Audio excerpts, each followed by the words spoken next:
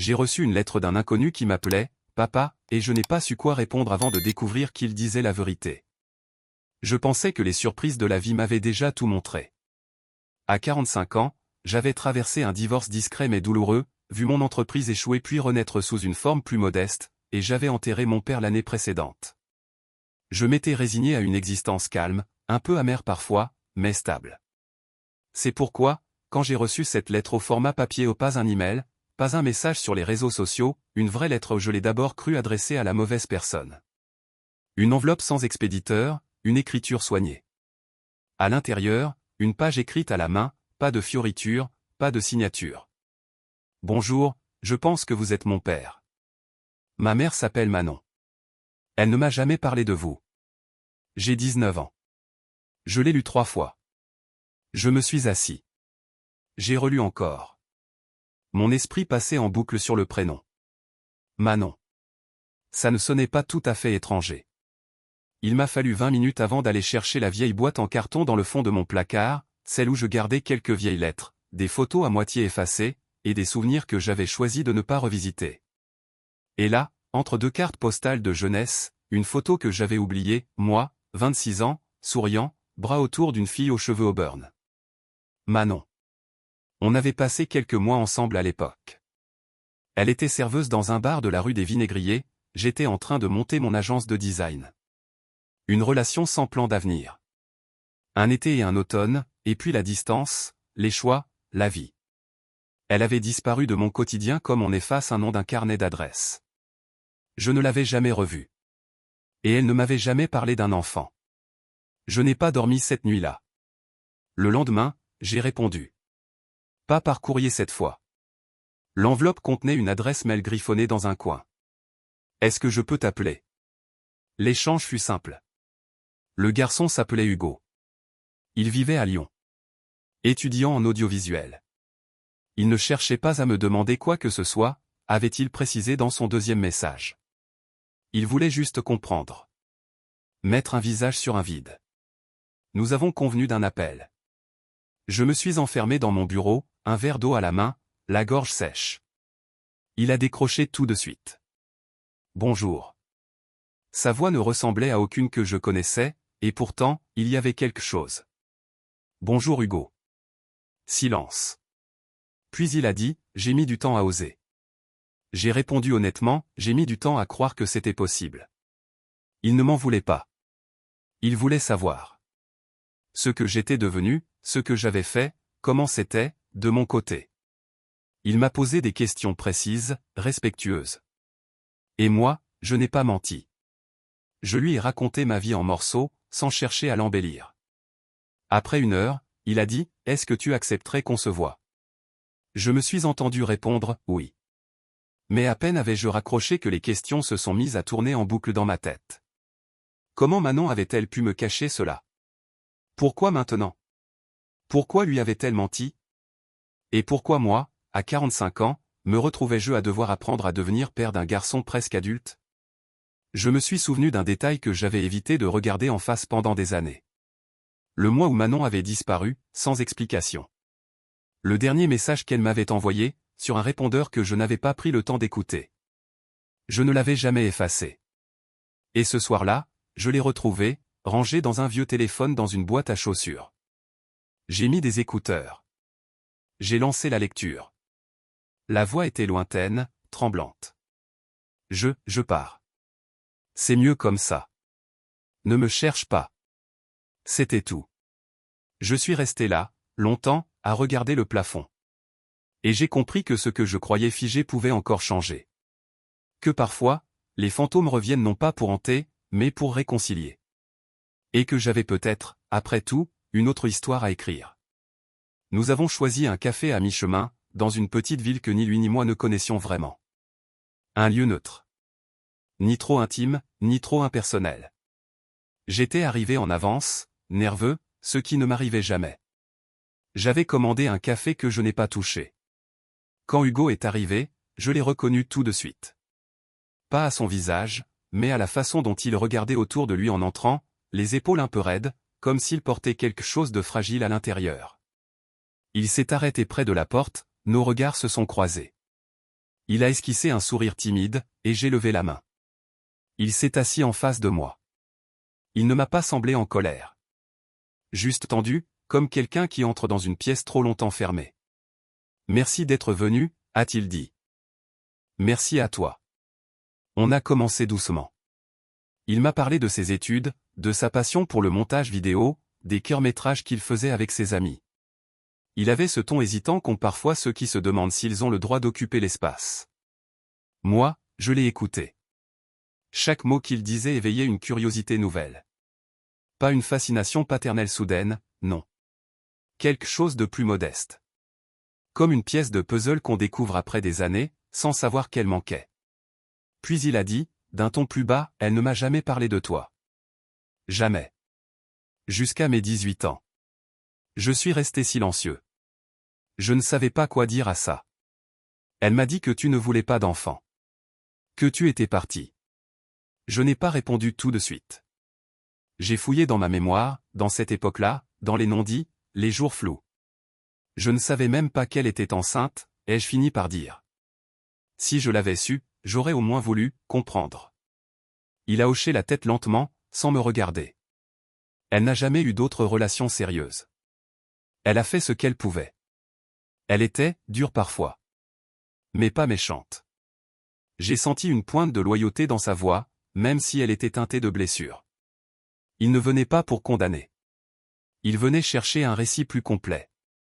Alors j'ai raconté. Ce que je me rappelais de Manon, de notre histoire courte mais intense, de nos longues marches sur les quais, des nuits passées à refaire le monde. Je lui ai dit que j'étais jeune, que je croyais tout contrôler, que je ne comprenais pas les silences de Manon à la fin. Il m'a écouté sans m'interrompre. Puis il a posé une question inattendue, « Tu as d'autres enfants ?» J'ai répondu non. Et il a souri. Un vrai sourire, un peu gêné. Moi non plus, a-t-il dit. Avant d'ajouter, après une pause, enfin, évidemment. Mais tu vois ce que je veux dire. Le silence qui a suivi n'était pas lourd. Il était plein d'étrangeté douce. De reconnexion. En partant, il m'a dit, je ne sais pas ce que ça va devenir, tout ça. Mais j'aimerais bien continuer. Et j'ai dit oui, sans hésiter. Sur le chemin du retour, je me suis surpris à sourire. Un sourire modeste, presque imperceptible. Je n'avais pas trouvé un fils. J'avais trouvé un début. Un terrain fragile, incertain, mais réel. Et ce soir-là, pour la première fois depuis longtemps, j'ai laissé mon téléphone allumé, au cas où il écrirait. La deuxième fois, c'est lui qui a proposé de venir à Paris. Il avait une excuse pratique, une conférence étudiante à Jussieu. Mais je sentais bien que ce n'était pas le vrai motif. On voulait tous les deux tester un peu plus ce lien qu'on commençait à construire. Il est arrivé un vendredi soir. Je l'ai attendu à la sortie du train. Quand il est apparu sur le quai, sac à dos en bandoulière, j'ai ressenti un pincement étrange. Pas une émotion nette, mais un déplacement subtil. Quelque chose se réajustait à l'intérieur. « Tu veux dîner où ?» ai-je demandé. Il a haussé les épaules. « Où tu veux. » On a fini dans une petite brasserie du 11e. Banquette rouge, lumière jaune. Il parlait un peu plus facilement cette fois, mais je voyais que chaque mot venait avec un filtre, celui d'un garçon qui ne veut pas trop déranger. À un moment, il a demandé, « Est-ce que tu as parlé de moi à quelqu'un ?» J'ai hésité. Pas encore. Il a baissé les yeux. Moi non plus. Puis il a souri, un sourire presque complice. Je crois que j'ai un peu peur que ça devienne vrai. J'ai compris exactement ce qu'il voulait dire. Le lendemain, on a passé la journée ensemble. Je lui ai montré les lieux où j'avais grandi, l'ancien atelier où j'avais monté ma première boîte. On a déjeuné sur le Pouce, marché le long du canal Saint-Martin, et fini par nous asseoir sur un banc en fin d'après-midi. Il a sorti une vieille photo de sa poche. Une photo de lui enfant, à l'école. Il me l'a tendue sans rien dire. Je l'ai regardé longtemps. Et puis j'ai dit, « T'as les mêmes sourcils. » Il a ri. Un vrai rire, sonore, un peu surpris. « C'est la première fois qu'on me le dit », a-t-il répondu. Et je n'ai pas su s'il parlait de mes mots ou du fait qu'on lui trouvait une ressemblance avec quelqu'un d'autre. Ce soir-là, il a dormi chez moi. J'avais préparé la chambre d'amis. Je n'ai pas dormi beaucoup. trop de pensées, trop de souvenirs surgis d'un passé que je croyais bouclé. Le matin, en préparant le café, il est apparu dans l'encadrement de la porte, les cheveux en bataille, l'air un peu perdu. « Je sais pas où mettre tout ça », a-t-il dit doucement. Je lui ai tendu une tasse. Moi non plus. Il a souri, reconnaissant de ne pas avoir à faire semblant.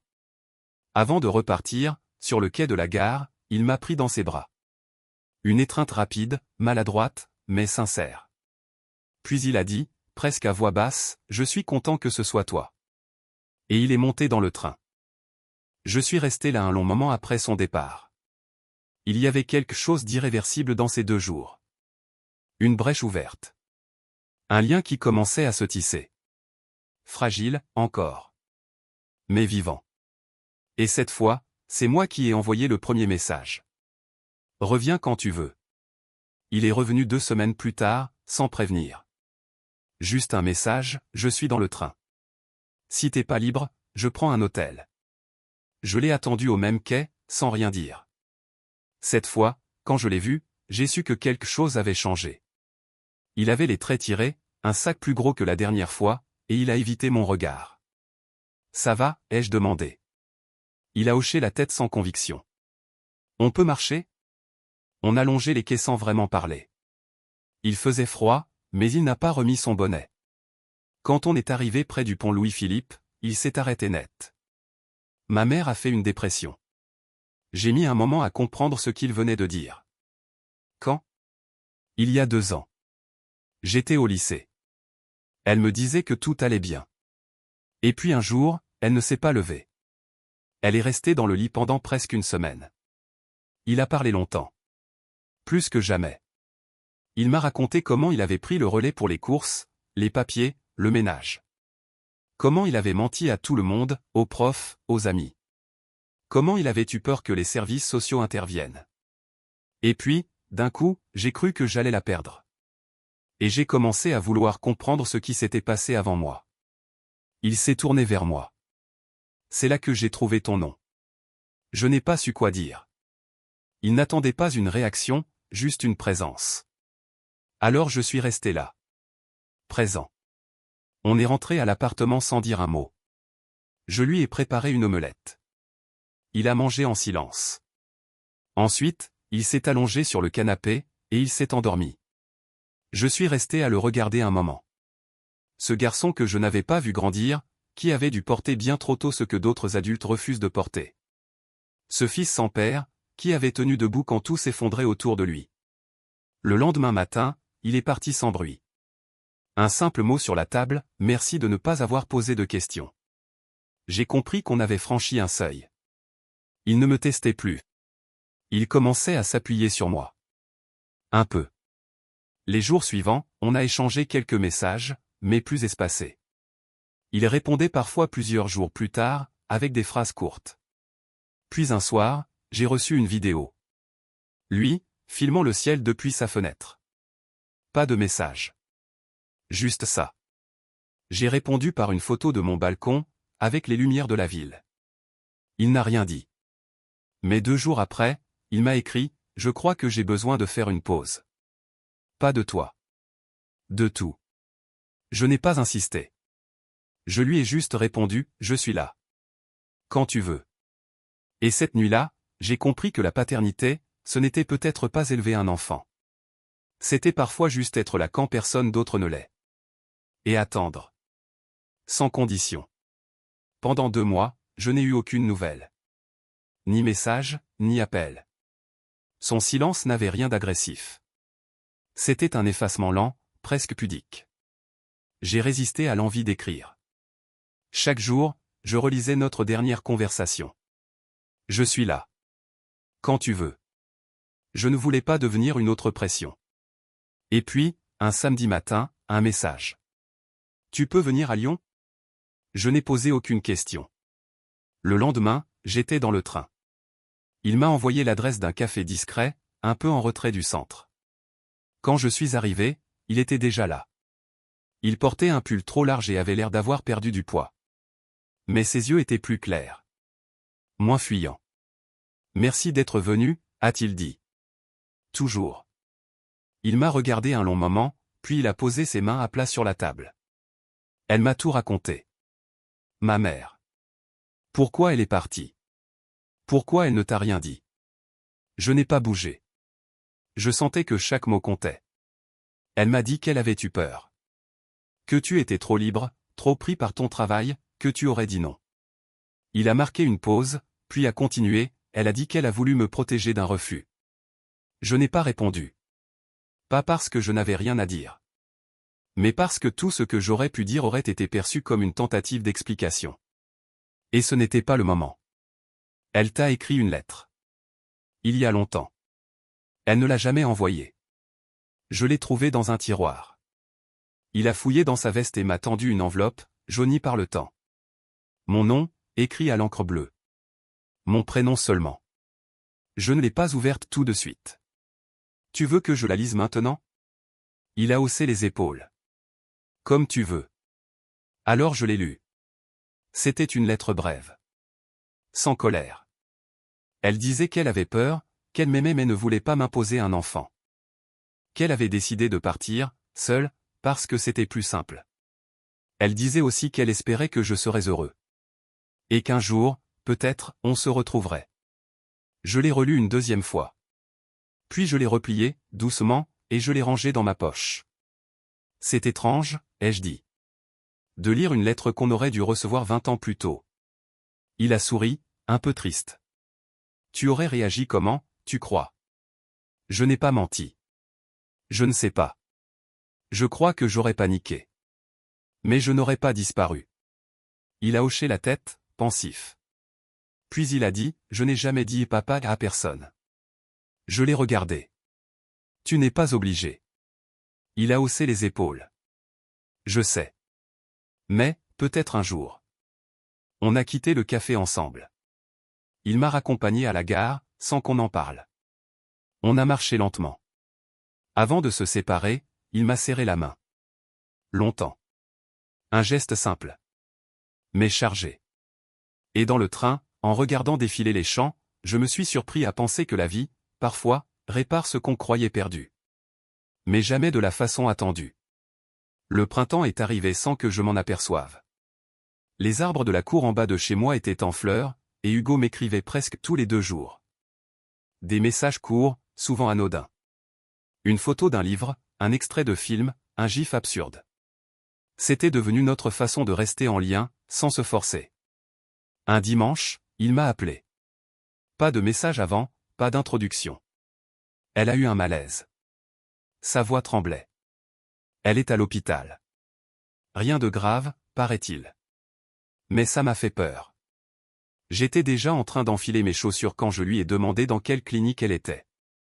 Il a voulu protester. Tu n'as pas à. Je l'ai interrompu. Si. Quand je suis arrivé, Manon dormait.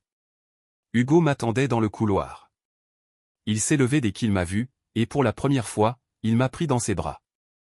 Vraiment. Merci d'être venu. On s'est assis côte à côte. Il n'a pas dit grand-chose. Moi non plus. On a simplement attendu. Elle s'est réveillée en fin d'après-midi. Elle nous a vus tous les deux, a souri faiblement, puis a détourné les yeux. La gêne était palpable. Mais elle a quand même murmuré, « Tu es venu. » J'ai hoché la tête. Il m'a appelé. Elle a fermé les yeux, puis les a rouverts. Je suis désolé.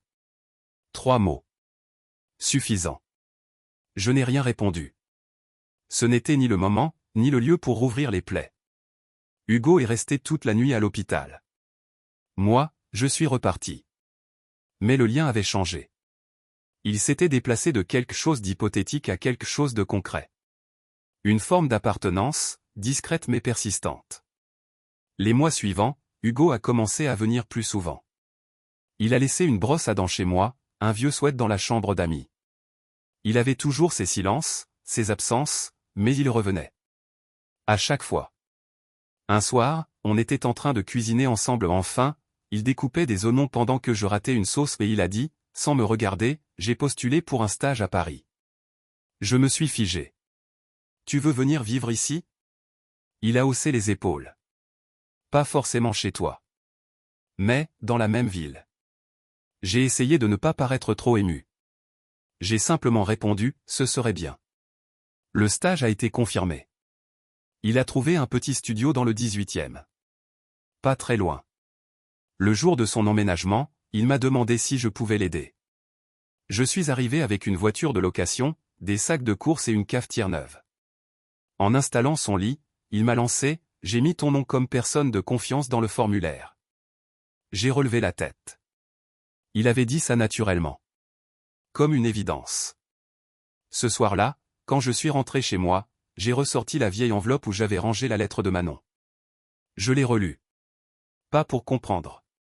Juste pour accepter. Puis j'ai refermé la boîte, et je l'ai rangée pour de bon. Ce garçon n'était pas venu combler un vide. Il avait ouvert un espace nouveau. Et pour la première fois depuis longtemps, je me suis senti à ma place. Pas comme père. Pas encore. Mais comme quelqu'un qui, un jour, pourrait le devenir. Pour de vrai.